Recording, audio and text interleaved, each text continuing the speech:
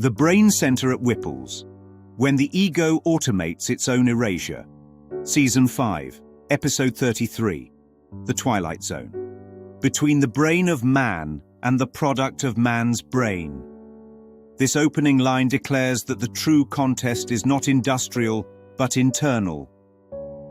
What unfolds is not a battle between flesh and steel, but a reflection of a mind attempting to replace the parts of itself it no longer wishes to face. Wallace with Whipple stands as the symbol of a self stripped of relationship and held together only by measurement, output, and the illusion of control. He replaces workers because he already believes he has no intrinsic worth beyond production. He trusts machines because he no longer trusts the humanity in himself. Hanley attempts to anchor him by invoking the memory of Whipple's father, saying, "Your father had goodwill." Goodwill here is not sentimentality, but recognition of shared identity. It is the understanding that meaning arises not from efficiency, but from connection. Whipple cannot hear this because connection requires vulnerability, and vulnerability threatens the identity he built around control. Dickerson gives voice to the deeper fear when he says, "I am a man, Mr. Whipple, and that makes me better than that." His statement is not arrogance, but desperation. It is the cry of a mind terrified that it might be no more than a replaceable part. Hanley asks Whipple, "When you are dead and buried, who will mourn for you?" The question reveals the true tension of the episode. Whipple's fear is not of machines but of invisibility, of being unrecognized, of existing without meaning. The ego solves this fear by accumulating metrics instead of relationships. It replaces uncertainty with output. It replaces presence with performance. Whipple believes efficiency can substitute for identity, and the entire plant becomes the physical metaphor of that belief. When he boasts, "My father doubled production but his competitors quadrupled theirs," he reveals a world in which value is measured only in comparison. Comparison becomes the thief of joy, of humanity, and finally of sanity. The cafeteria grows silent. The parking lot empties. Hanley tells him, "This place has everything in the way of efficiency, but it lacks voices, laughter, and whatever it is that makes people feel for people." This is the metaphysical turning point. Whipple has removed not the workers, but the meaning they embodied.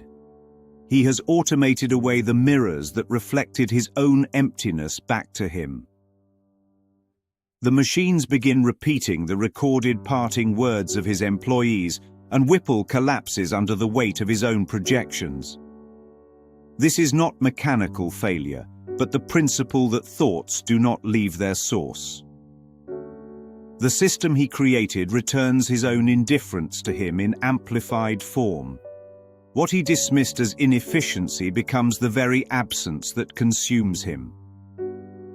Hanley's exit marks the divergence between two ways of seeing.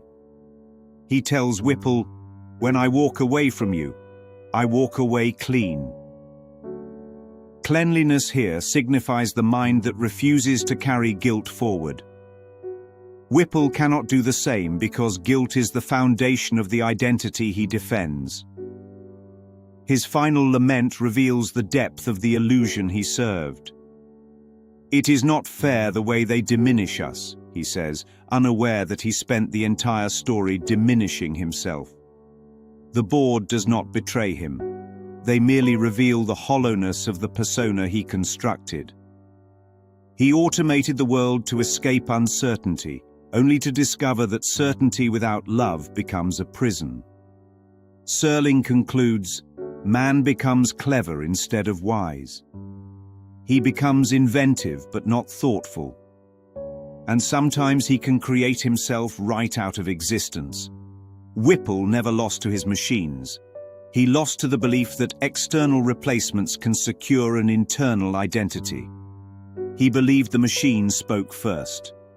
But the correction is this: he spoke first, projected first, feared first, and the world he automated simply echoed the voice he gave it. In the end, Whipple is replaced not by technology but by the image of the self he served. A reflection without compassion. A presence without presence. A robot swinging keys in the same empty rhythm that once defined him. The ego replaced the man long before the board did, and the final scene only reveals the truth that had already taken root.